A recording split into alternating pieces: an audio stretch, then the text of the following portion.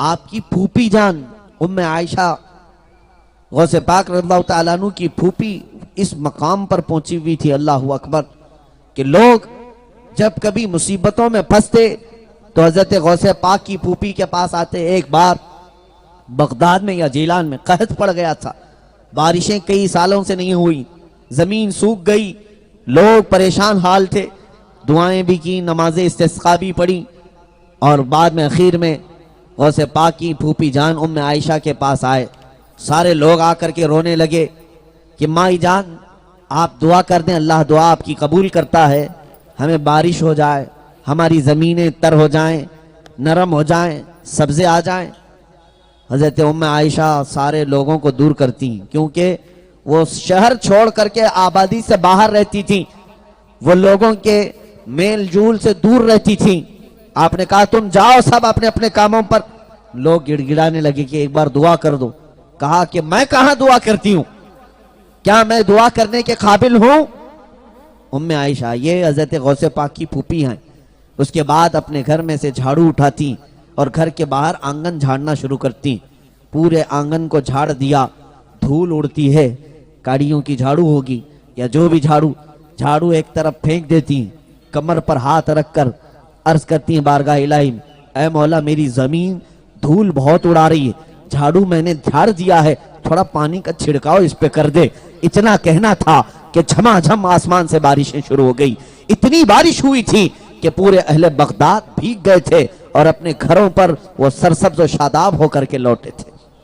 یہ گھر غوثیت معاب سیدنا عبد القادر جیلانی رضی اللہ تعالیٰ عنہ کے خاندان کا ہے۔ ظاہر سی بات ہے جہاں ایسے اہل تقویٰ ہوں تو پھر ان کی تربیت کا حال کیسا ہوگا، تربیت کس انداز کی ہوگی۔ غوث پاک رضی اللہ تعالیٰ عنہ نہایتی استقامت کے ساتھ اپنی زندگی پاک کو گزارتے رہے ہیں۔ ایسی استقامت فرماتے ہیں 40 سال جو میں نے عبادتیں کی ہیں، اور اس کے بعد فرماتے ہیں کہ 15 سال آپ کے ایسے گزرے کہ ہر رات آپ ایک ختم قرآن کیا کرتے تھے، ہر رات ختم قرآن کیا کرتے تھے، اور اسی عشاء کے وضو سے فجر کی نماز ادا کیا کرتے تھے۔ سلطان الاولیاء سیدنا عبد القادر جیلانی رضی اللہ تعالیٰ عنہ کی کثرت عبادت کے بعد آپ جب بغداد پہنچے تو فوراً آپ بیان کرنا نہیں شروع کیے تھے۔ بغداد میں جب آپ رشد و ہدایت تبلیغ و اشاعت کے لیے بغداد میں آئے تو ایک مسجد میں سو رہے تھے، کیونکہ آپ ایران کے رہنے والے تھے اور بغداد والے عربی تھے، عربی ان کی زبان تھی، ایران کی زبان فارسی تھی۔ تو غوث پاک رضی اللہ تعالیٰ عنہ سیدنا عبد القادر جیلانی بیان نہیں کرتے تھے، ایک مسجد میں سوئے، خواب میں رسول کریم صلی اللہ علیہ وسلم تشریف لائے۔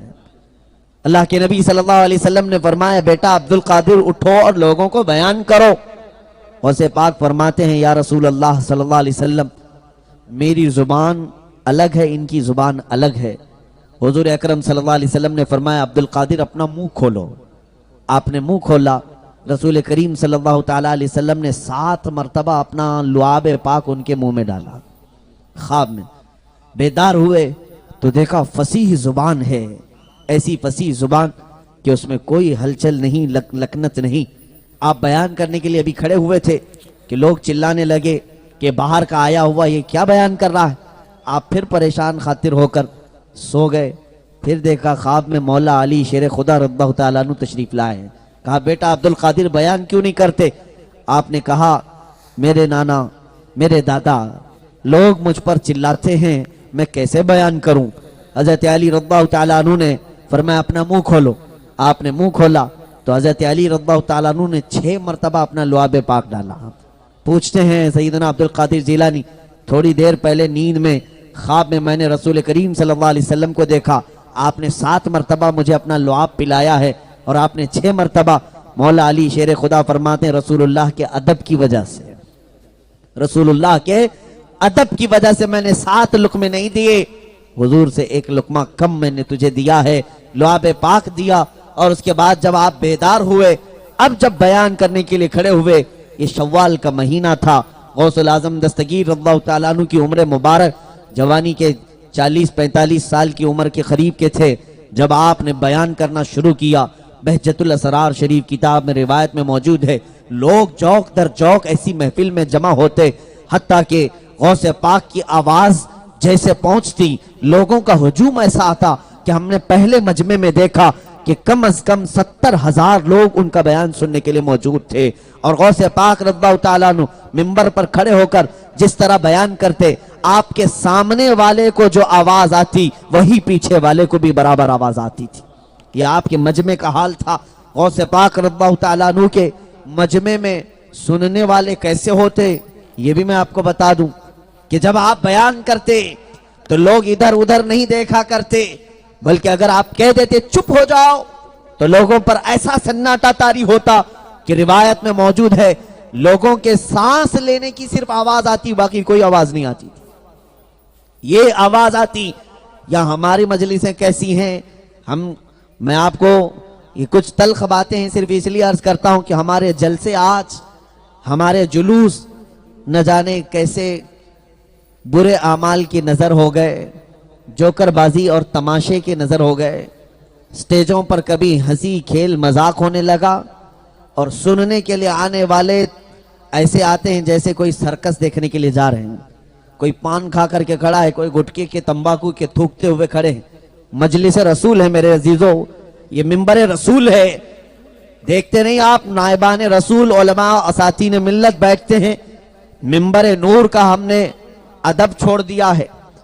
اسی لیے میں کسی پر یہ تان نہیں کر رہا ہوں، لیکن یہ حالات زمانہ میں آپ سے عرض کر رہا ہوں، ان اسٹیجوں کا وقار ختم ہونے لگ گیا، ان منبروں کی عزت ختم ہونے لگی۔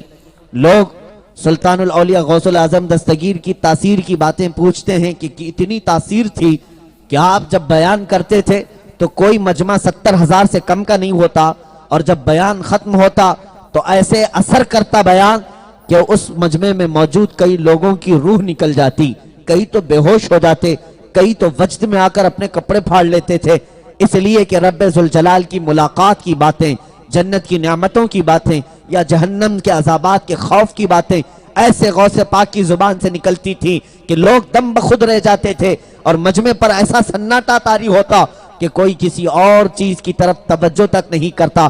یہاں تک کہ ایک مرتبہ غوث الاعظم دستگیر رضی اللہ تعالیٰ عنہ بیان فرما رہے تھے، مجمع پر ایک چیل آئی اور چین چین چین کی آواز کرنے لگی، اور ظاہر سی بات ہے لوگوں کا حال کبھی کبھار ایسا ہوتا ہے، ادھر سے آواز آئی ادھر دیکھ لیا، ادھر سے آواز آئی ادھر دیکھ لیا، پیچھے کسی نے تھوڑے سے شور شرابہ کیا، سارے اس طرف متوجہ ہو گئے۔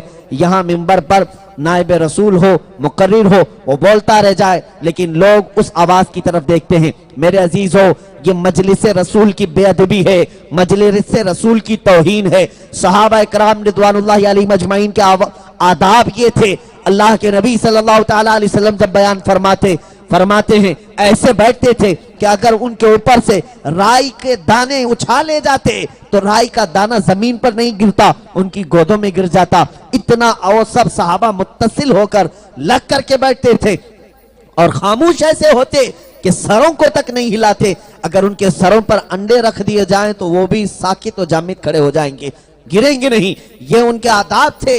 جبھی تو میرے عزیزوں اولیاء کاملین کی محفلوں کے بھی آداب وہ تھے۔ آج آپ اپنے جلسوں میں آداب بجا لائیں، سب سے پہلے ان آداب کو ملحوظ رکھیں۔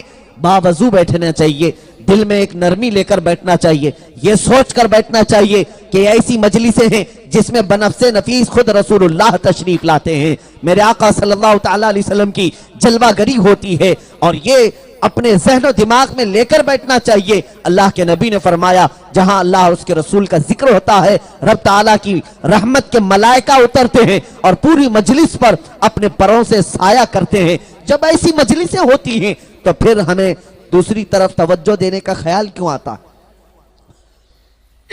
سرکار سیدنا عبد القادر جیلانی رضی اللہ تعالیٰ عنہ مجلس میں بیان کر رہے ہیں، چیل کی آواز آ رہی، چلا رہی، کچھ لوگ ادھر ادھر دیکھنے لگ گئے۔ یہ توہین ہے، یہ بارگاہ غوثیت کا جب بیان ہو رہا ہو تو اس طرف توجہ دینا بے ادبی خیال کیا جاتا تھا۔ تو غوث پاک رضی اللہ تعالیٰ عنہ نے کچھ نہیں کیا، صرف اپنی نظریں اس چیل کی طرف اٹھائی۔ ایک نظر اٹھنا تھا کہ چیل کا منہ الگ اور دھڑ الگ ہو کر گر گیا۔ तड़पती हुई जमीन पर आ गई, मर गई। और गौसे पाक अपना बयान जारी रखते रहे। मजमे में सन्नाटा हो गया। जाहिर सी बात है, नजरों के जलाल का हाल यह है कि सर अलग हो जाएगा, धड़ अलग हो जाएगा। फिर सारे खामोश हो गए और पूरा बयान मुकम्मल हुआ। और खामोश होना भी है, वो जलाल भरी नजर जो चील पे पड़ी कहीं यहां पड़ जाए तो